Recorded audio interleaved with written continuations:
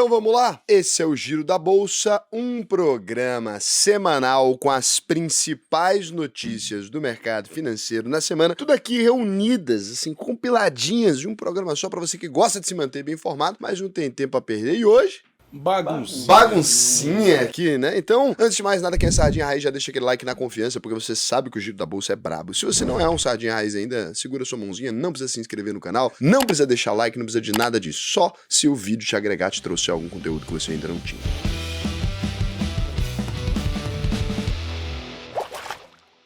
A gente vai aqui pro resumo, né? A gente vai começar a semana com o tal do resumão. Começou aí pra valer a temporada de balanços do segundo trimestre de 2023. A gente vai mostrar aqui alguns balanços de Vale, Uzi Minas, Vivo, Gol, Home, Pão de Açúcar, Açaí, Carrefour e Neo Energia. Além da IRB Brasil, que aí já não tá mais aquela, né? Já deu aquela, tá meio na maciota. Já não tá mais aquele meio-dia. Eu preferia nem dar essa notícia, na verdade. Mas a gente tem que dar a notícia aqui, a gente tá aqui pela notícia. E das americanas aqui a gente vai falar de quê? Coca-Cola Company, Visa, Microsoft e Alphabet. É sempre duas de tecnologia e duas tradicionais pra gente manter o quadro aqui. Mas antes de falar das empresas, a gente vai ver o que aconteceu fora da bolsa. Nessa semana, duas agências aí de classificação de risco, você sabe o cara que fala assim, o Pablo Spire? Duas agências de classificação de risco levaram a nota do Brasil, só que ele fala pra trader. Ele anda meio sumido, né? O que foi com ele, será? Não sei. Você tá dando um shade nele? Não sei o que aconteceu, não. Você tá dando um shade? A Fitch subiu, então, a nota de crédito de BB- para BB, né, do nota de crédito do Brasil. Eu expliquei isso nesse vídeo aqui mais profundamente. O Brasil tinha sido rebaixado lá em 2018, depois do governo Temer não conseguir aprovar a reforma da Previdência. Agora a agência vê aí o país com uma perspectiva estável e menos vulnerável ao risco no curto prazo. Depois da Fitch, a DBRS Morningstar, né, é a quarta maior agência de rating do mundo, também subiu a nota do Brasil de BB- para BB. E nessa semana tivemos outro indicador de melhora da economia brasileira. A taxa de desemprego chegou a 8% no trimestre encerrado em junho. Foi o menor número desde 2014 aí. Mais brasileiro trabalhando, tudo funcionando aqui. E o que um ciclo de commodity bonito não faz? É verdade. Coisa linda. Finalmente o Brasil voltando aí às boas, não? E o Lula sempre com a mãozinha dourada dele, né? Mas aí é bom demais, velho. Você vai votar no maluco que dá azar? Esse negócio do povo perseguir o Lula. Fala assim, porra, mas ele dá sorte, pega o commodity e fala, porra, mas ele também tem coisa na vida que a gente tem que acertar. Eu não gosto do Lula, você sabe, mas tem coisa na vida que a gente tem que acertar. Porra, o cara pegar 2 ciclos de commodity.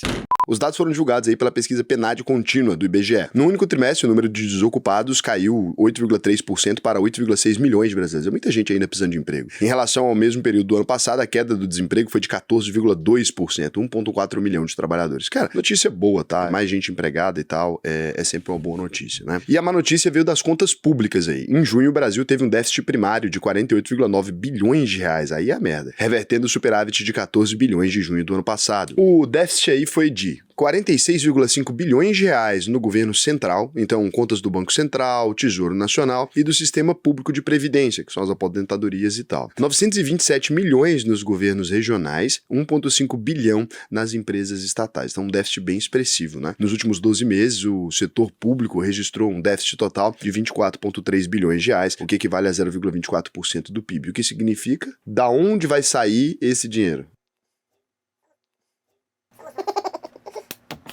Quando fala déficit do governo é muito bonito, né? Porque o déficit do governo é a gente tendo que pagar. De alguma forma, a gente vai pagar. Você fala assim, mas não sei, talvez vão tirar dos ricos. Não, a gente vai pagar todo mundo. Vai pagar cada um. A gente vai pagar cada centavo desse déficit. Sabe aquela coisa que você faz sabendo que vai dar problema? É quando você tá assim, você tá brigado com a sua namorada, daí você fala assim, vou sair de casa, ou com seu marido, ou com a sua esposa, fala, vou sair de casa, pô.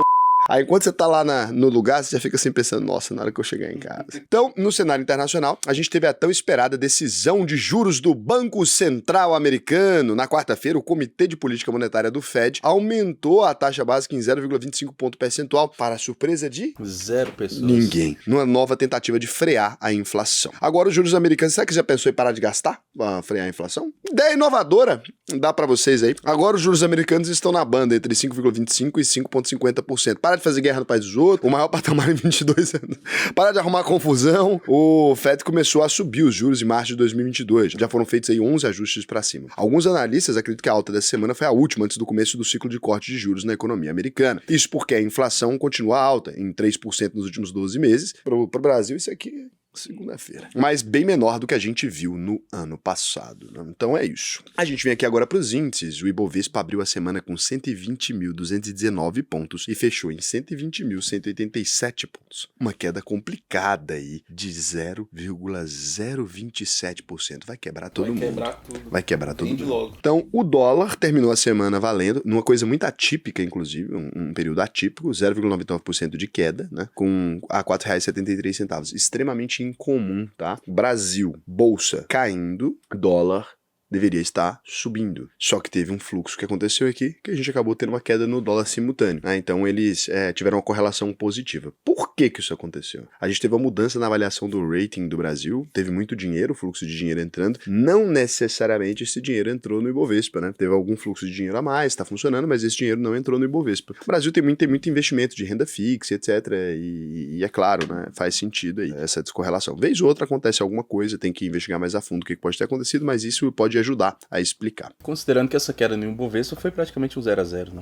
Foi quase um empate, mas o dólar caiu bastante, é quase 1%. Então agora a gente vem para as empresas da Bolsa, a gente já olhou o cenário macro, já olhou a baguncinha, agora a gente vai no detalhe. A gente teve aí várias empresas divulgando nessa semana o resultado do segundo trimestre de 2023. A gente vai começar por ela. Vale 3, né? A mineradora trouxe mais um resultado fraco no trimestre. Fraco. A receita líquida de 47 bilhões de reais, tá fraco mesmo, né? 47 bilhões de reais não dá para comprar o quê? Nem uma calça para uma jovem de 16 anos hoje em dia. Entre abril e junho. Queda de 13% na comparação com o mesmo período de 2022. Custos de despesas operacionais caíram de 32,1 para 31,6 bilhões de reais. O EBITDA ajustado, né, Earnings Before Interest, Tax Depreciation and Amortization, ou lucro antes de juros, impostos de depreciação e amortização, recuou 25% na base anual e ficou em 19 bilhões de reais. 25% o EBITDA, hein? Se você fosse Faria Limer, você podia falar EBITDA. Nossa, EBITDA é muito ruim. EBITDA. É horroroso. Que isso, EBITDA. Tem que implementar a cultura do Lagida aí. Tem que implementar a cultura do Lagida no Brasil, né? Tá faltando um Lagida. Em Goiás não é nem isso, é o que sobrou.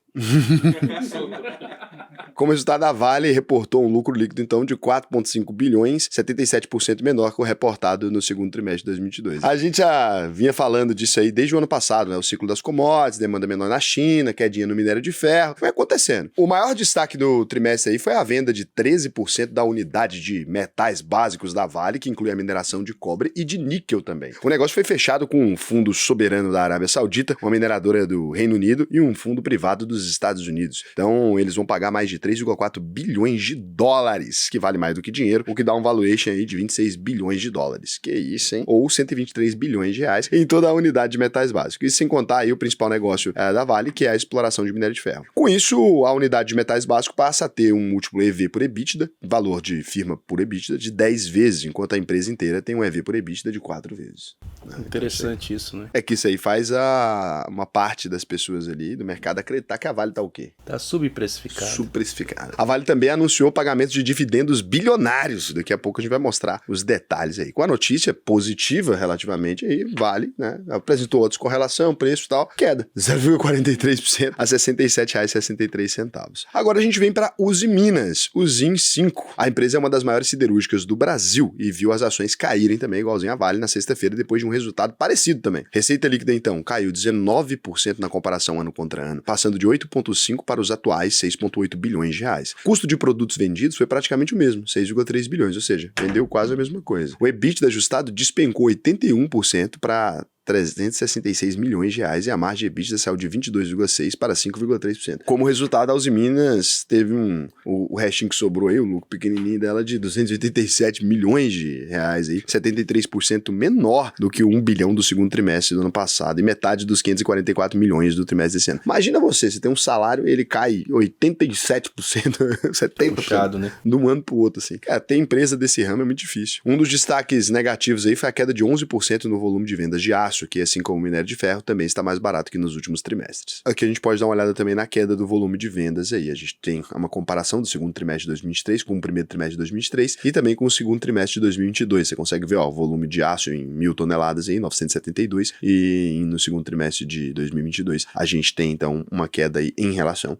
uma queda de 11%. Você consegue olhar outros números aí também, e aí também a dívida líquida pelo EBITDA ajustado que subiu, né? O endividamento dela em relação ao primeiro trimestre de 2023, ela estava tava com 0,07 vezes, agora tá com 0,38 vezes. Os Minas, então, com as notícias aí, caiu 1,12%, fechando a R$ 7,09. Santander, o famoso o quê? Sambi 11, dá aquela sambadinha 11. Foi o primeiro dos 4 bancões a divulgar o resultado trimestral e vocês eu não sei, mas eu tava esperando, porque eu tenho na minha carteira, né, tem uma certa preocupação aí. E ele acabou fazendo o quê?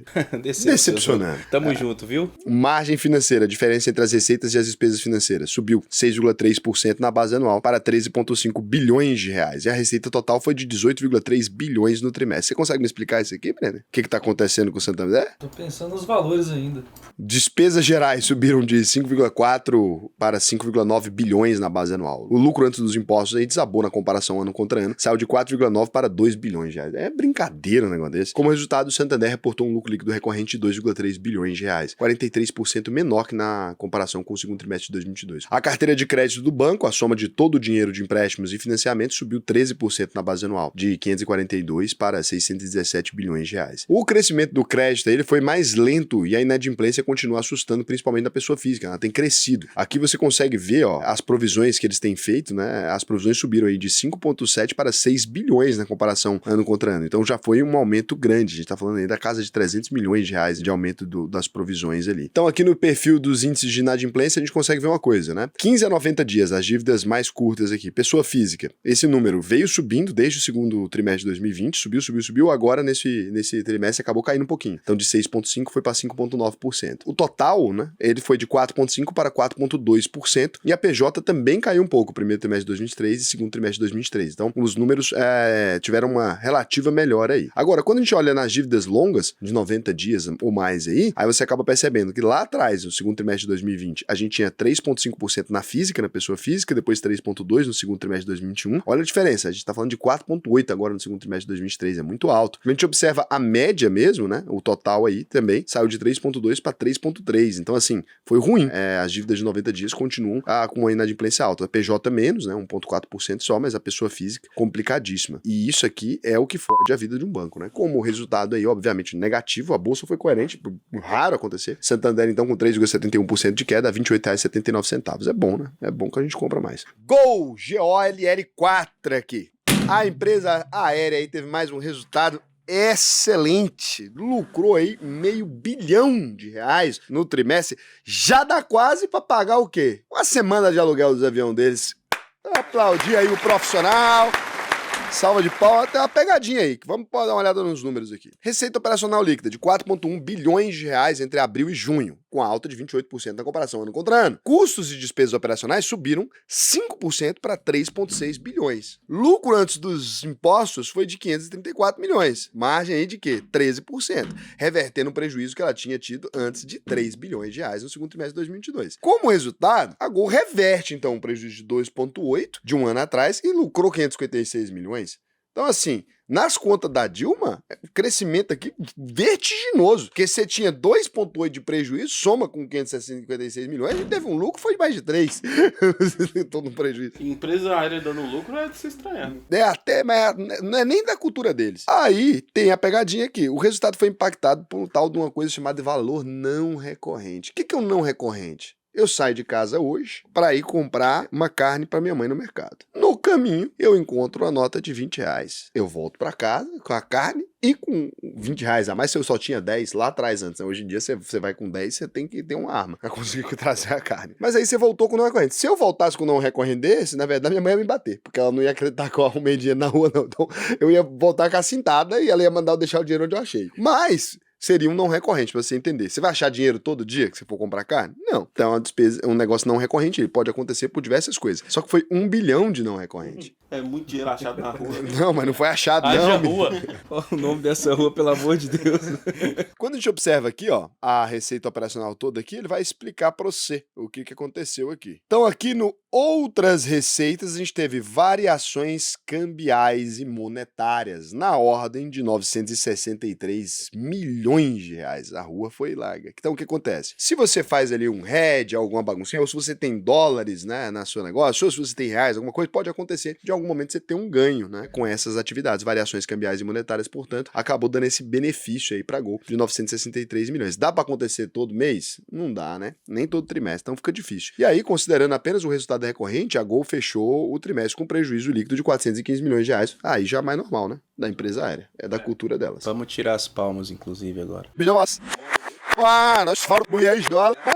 A empresa enfrenta aí sérios problemas financeiros e acumula uma dívida total de 22 bilhões de reais com alavancagem dívida líquida pelo EBITDA de 6,7 vezes. Nossa, complicada a situação da Gol, tá? A gente espera aí que a Gol realmente consiga melhorar, até porque o Brasil já tem tão poucas companhias aéreas. Só que eu tenho uma coisa que eu preciso mostrar pra vocês, eu torço muito para que a Gol se recupere, para que todas as empresas desse setor consigam apresentar bons resultados e que elas vão bem, mas eu não posso deixar de cumprir aqui minha responsabilidade. A gente tá falando de um total de 61 as empresas aéreas que já faliram no Brasil. Então, assim, é um setor extremamente complicado. Essas empresas não controlam absolutamente nada da operação delas. Elas não têm como controlar o custo do aeroporto, elas não têm como controlar o custo da bagagem, elas não têm como controlar o preço do combustível que elas usam, elas não têm como controlar as aeronaves, não são delas, elas têm que fazer alugar. Então, assim, é um tipo de empresa realmente muito complicado. Eles operam, tem uma necessidade de mercado da gente voar, provavelmente sempre vai ter uma empresa disposta a fazer isso. O que essas pessoas que fundam essas empresas ganham muitas vezes não é nem na execução da empresa em si, nem no lucro dessas empresas em si. Isso aqui é importante a gente entender. Não estou falando que foram pessoas mal intencionadas nem nada, mas a grande questão é que,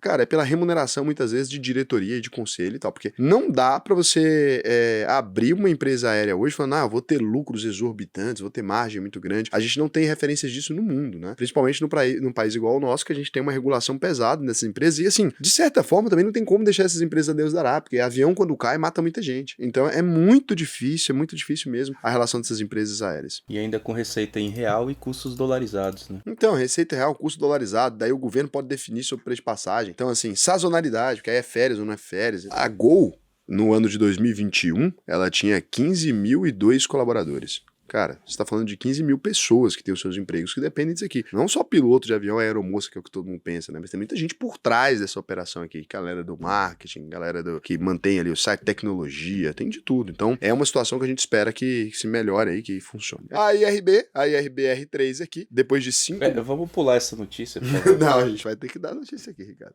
Não tem como pular? A gente tem aqui um torcedor de IRB aqui do nosso lado.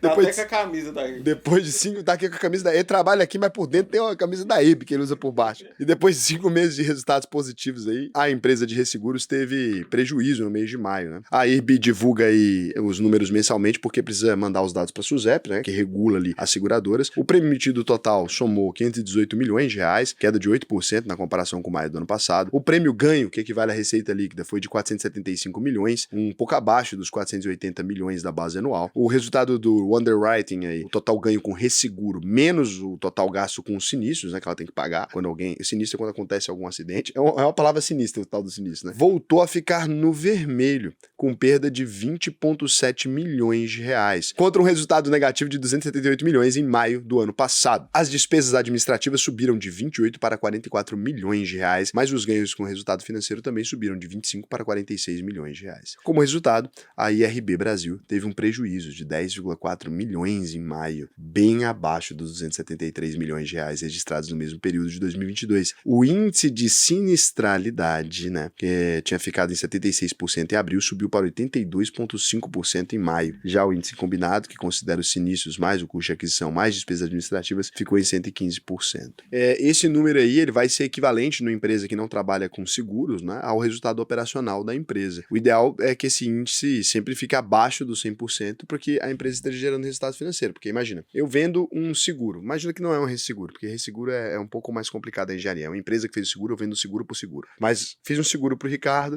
R$500 que ele vai pagar pro carro dele, né?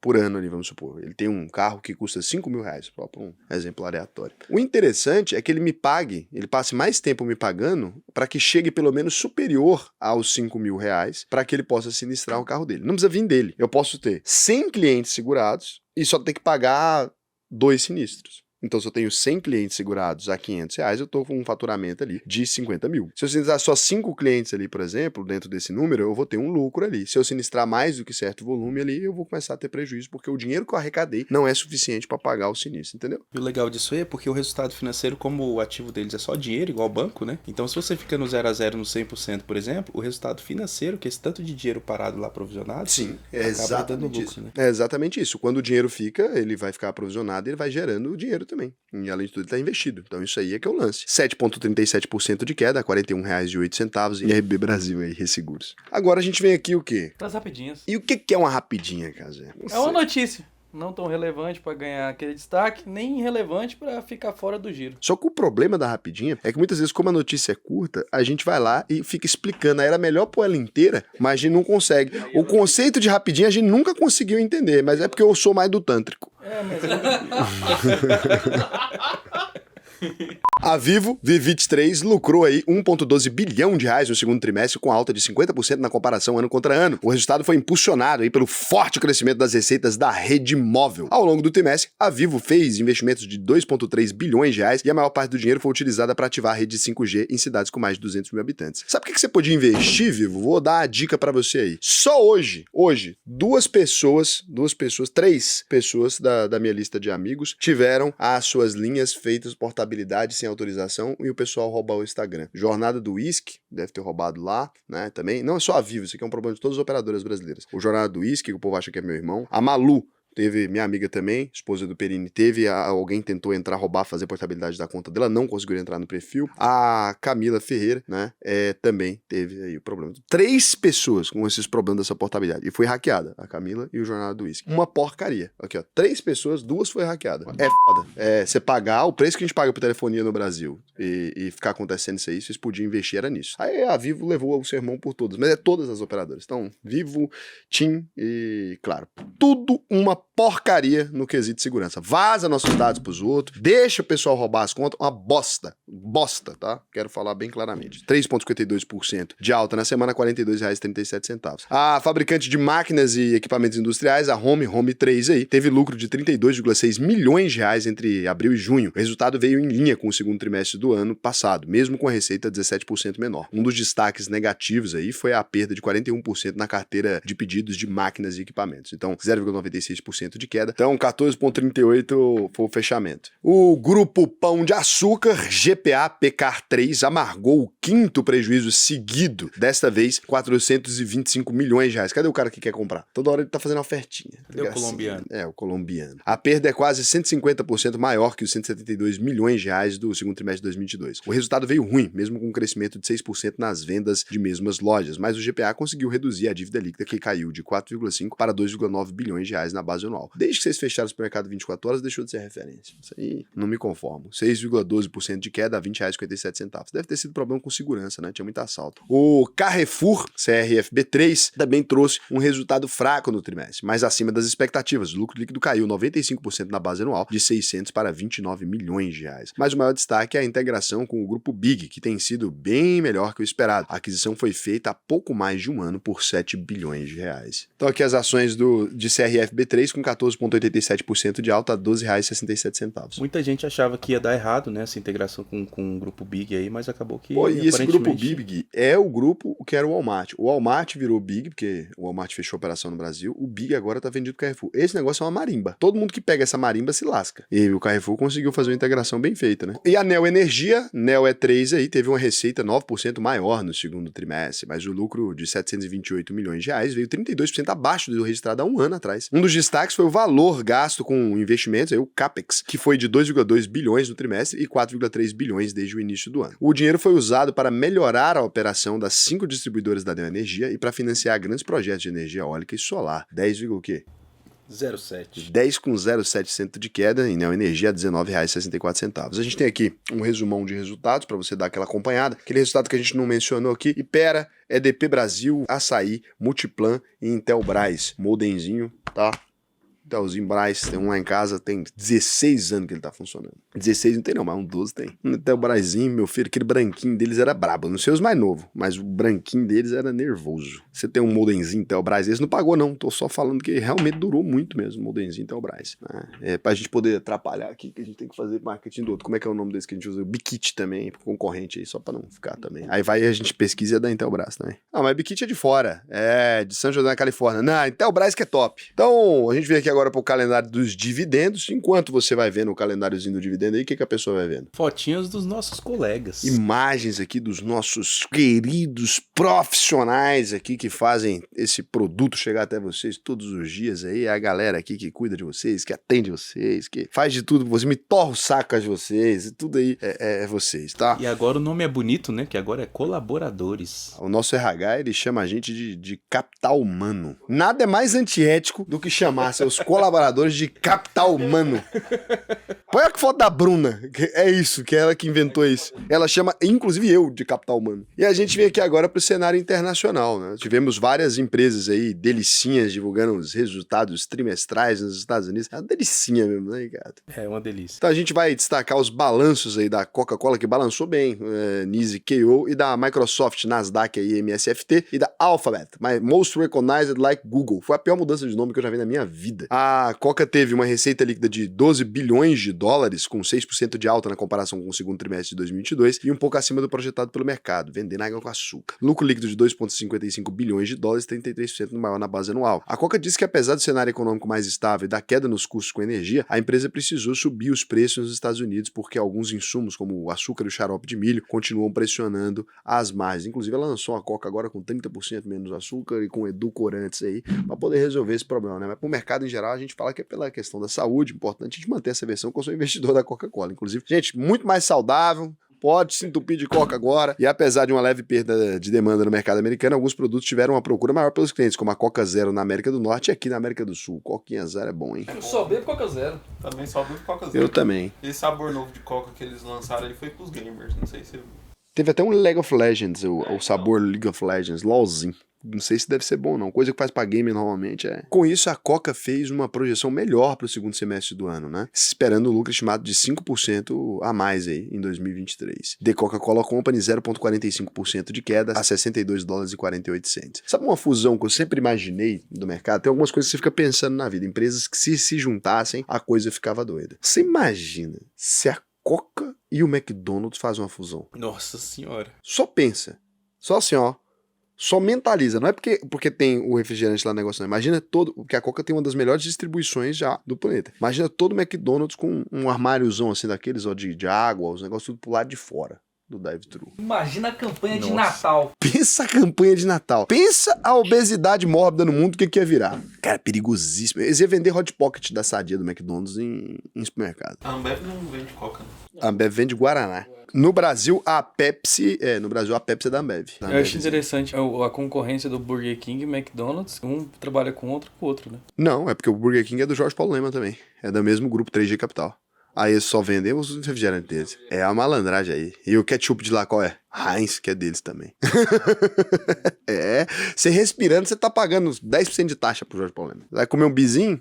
Jorge Paulo Lemann. Kraft Foods, tudo. A Kraft Heinz é dona de todos esses molhos aqui, ó, e também da empresa Quero, que faz lata de tomate, de milho e tudo quanto é coisa, então. Então, assim, realmente é uma empresa gigantesca aí. Agora, o que a gente tá falando disso? Tem nada a ver com o vídeo, era da Coca-Cola o resultado.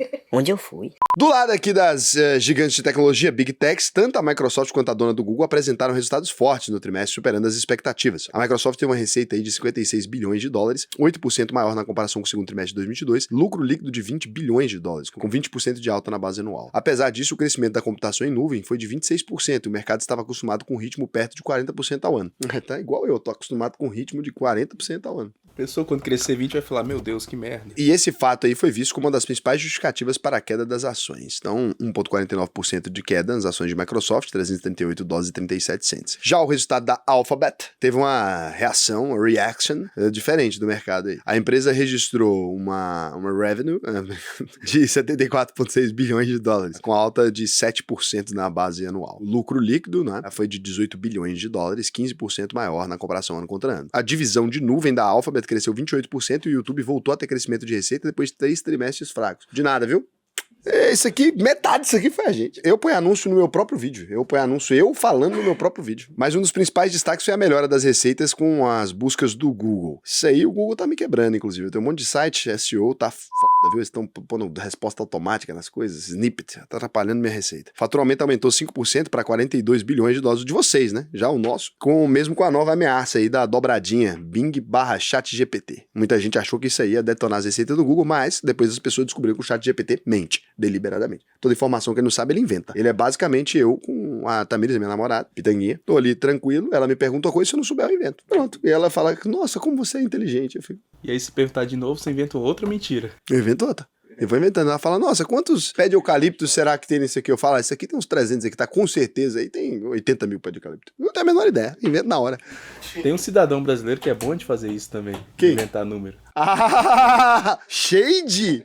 Eu sabia que ele não ia deixar barato o início. Eu sabia. Ele tá ressentido. Ele tava ressentido. Não conseguiu esquecer, né, Ricardo? Não pesou no meu coração. Não perdoou. 8,98% de alta, então, a 132 dólares e 58 cents. Então a gente vai fechar aqui com o resultadinho das empresas americanas com o resultado da Visa, Nise V, né, que também teve receita e lucro acima do esperado no segundo trimestre. A empresa faturou 8,1 bilhões de dólares, com 12% de alta na comparação anual, e lucrou aí 4,2 bilhões de dólares, 22% acima do registrado no mesmo período do ano passado. Apesar disso, as ações fecharam a semana com a queda de 1,62%. Eu tenho ações de Visa a 235 dólares e 75 cents. Antes da gente prosseguir aqui, vou te dar um conselho este gratuito conselho. Vai lá no Instagram da AUVP Investimentos, que é da nossa plataforma. Você vai lá agora. É a única coisa que eu vou te falar. Tem um destaque aqui, ó, escrito o que é. Nesse destaque, parece que vai ser uma propaganda no primeiro aqui. Eu falo, sabe o diferencial da UVP e tal. Aí eu vou explicando algumas coisas e eu contei uma história aqui. Fizeram lá os stories. Tá lá ainda, eu deixei salvo pra vocês no destaque. Nesse destaque, eu explico uma sacanagem que podem estar fazendo com você na sua corretora,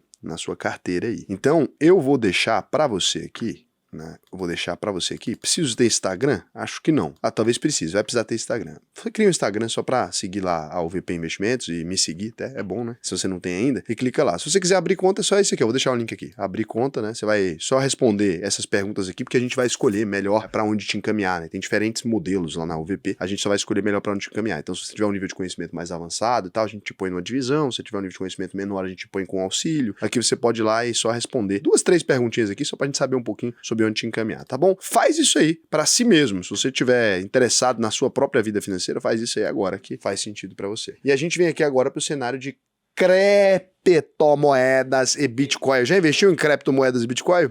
Ixi, várias. Criptomoedas e Bitcoin? Qual criptomoeda você investe? Não posso falar isso aí, não.